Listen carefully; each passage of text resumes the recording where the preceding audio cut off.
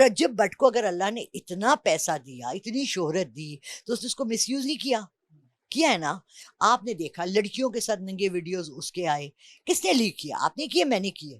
اس کے کسی کے کلوز فرینڈ کے پاس ہی اس کا موبائل ہاتھ. کون سی ویڈیوز دیکھی ہیں آپ نے؟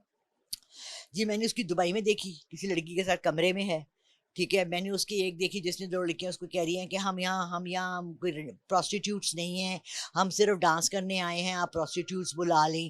اس طرح کی بہت سی ویڈیوز. پرسوں ان کے بڑے قریبی دوست تھے، ہاشم، وہ آئے تھے. انہوں نے مجھے کہا کہ جی وہ تو بہت اچھا ہے، اس کے دوستوں کی بھی تصویریں دکھائیں. ایک دوست اس کا مکمل اس کے رنگ میں رنگا ہوا ہے، کون؟ مانڈوگر، ٹھیک ہے. ہاں وہ رجب بٹ نے کر رہے، اسکول فرینڈز ہیں، بڈیز ہیں.